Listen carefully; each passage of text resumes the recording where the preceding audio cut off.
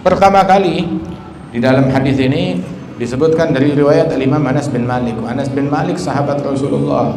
Beliau seorang dari kaum Ansar, dari suku Ansar. Yang ketika Nabi Muhammad datang ke Madinah, ibunya Anas, Ummu Sulaim, datang menghadap kepada Rasulullah sallallahu alaihi wasallam. Ya Rasulullah, tiap orang di Madinah ngasih bawain hadiah. Saya bawain hadiah kepada engkau yang paling berharga. Apa? Anak saya hadiahkan untuk khidmat kepada Nabi Muhammad sallallahu alaihi wasallam. Saat itu Anas bin Malik usianya 10 tahun. Nabi pertama hijrah begitu datang langsung dihadiahkan Anas bin Malik berkhidmat. Khidmat kepada Nabi selama 10 tahun hingga Rasulullah wafat. Anas bilang 10 tahun saya khidmat kepada Rasulullah, enggak pernah Rasulullah komplain, enggak pernah komplain atas apapun. Ketika saya ngerjain sesuatu enggak pernah Nabi bilang, "Kenapa kamu kerjain?"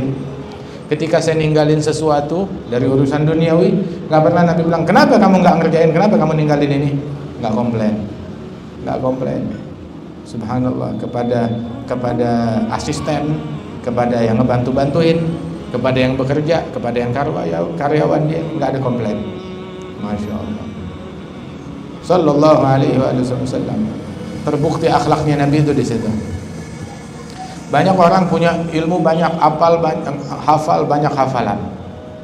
Ustadz, da'i ilallah, ustadz, tapi tukang komplain. Ngelihat ininya muridnya bikin ini dan itu dia komplain. Ngelihat pembantunya bikin ini dan itu dia komplain. Ngelihat asistennya, karyawannya, pekerjanya, begitu dia komplain. Kenapa kamu kerjain? Kenapa kamu tinggalin? Okay. Nabi kita, teladan kita, Nabi Muhammad SAW nggak pernah komplain. Sampai di satu kali itu Sayyidina Anas cerita, saya pernah disuruh oleh Rasulullah ngerjain satu tugas. Saya jalan, Nabi nungguin, ayo kerjain, ditunggu. Jalan, nggak balik-balik Sayyidina Anas, mana? Nabi orang sibuk, hidupnya bukan cuma buat nungguin orang doang. Artinya kalau nunggu Sayyidina Anas berarti penting banget. Nungguin Anas bin Malik nggak datang, kemana? Sampai Rasulullah khawatir. Nabi keluar dari rumahnya menempuh jalan yang ditempuh oleh Anas bin Malik dalam hajatnya itu. Gak taunya didapeti Anas bin Malik lagi main. Rupanya di tengah jalan ketemu sama teman-temannya, pikir mau main sebentar sama mereka. Dia lupa Nabi Muhammad nungguin di rumah. Dia main. Rasulullah mengendap-endap dari belakang. Ya, begitu dekat kepada Sayyidina Anas, bukan dikemplang Anas bin Malik, lu main aja, enggak. Akan tetapi justru didekap oleh Nabi Muhammad, ditutup matanya dari belakang. Didekap dari belakang, ditutup matanya. Anas terkejut, bilang mana hadza, siapa ini? Tapi dia tahu ini sih bau tangannya Nabi, wangi, lembut, halus.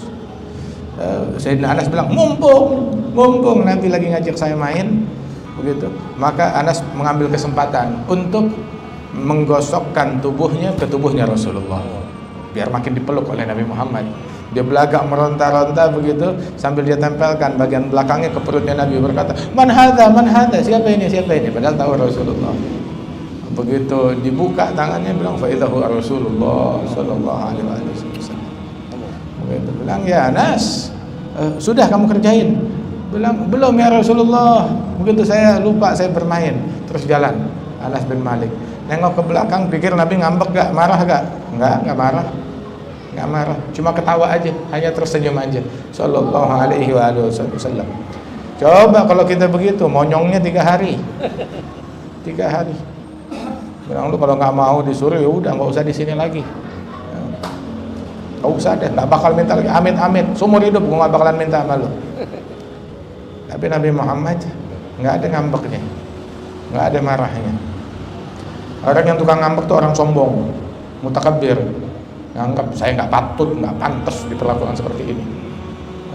Itu yang ngomong begitu tuh, itu biasanya Fir'aun, Namrud, Haman, Qarun. Tapi kalau orang-orang yang mutawadhi'in, ya khalas, begitu. Dia manusia, kita orang biasa. Siapa kita lah? Ya akhir, pasrah, terima.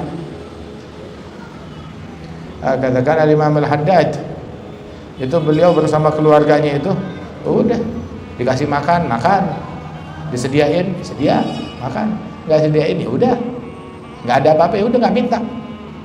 Radhiyallahu anhu, nggak pernah ngeluh, nggak pernah komplain. Sekali ada sahabatnya Imam Ahmad bin Hashim Al-Habsyi, sakit, pusing, sakit kepala. Imam Al-Haddad bilang, "Syuf ya Ahmad bin Hashim, sabar, jangan ngeluh mulu, baru sakit kepala sebentar. Tahu gak, saya ini udah 15 tahun atau 20 tahun sakit kepala, pusing. Selama 20 tahun pusing, istri saya nggak tahu kalau saya sakit kepala. Nggak pernah komplain, saya sembunyikan. Saya baru cerita ke engkau aja untuk dicontoh. 20 tahun pusing nggak pernah komplain, nggak pernah ngeluh apapun. Panas ngeluh, dingin ngeluh, gatel ngeluh, pegel ngeluh, lapar ngeluh, nggak bisa tidur ngeluh, gitu. Ada makanan kebanyakan kekenyangan ngeluh, kelaparan ngeluh, apa aja ngeluh, komplain. Dia nggak tahu yang dikomplainin Allah. Dia komplain kepada Allah. Jangan ngeluh. Ridha. Allah nguji hambanya. Lah cuma diuji sama segitu doang kau udah ngomel-ngomel. Wa Rasulullah bukan tukang komplain. Apalagi tukang jerit-jerit di rumah.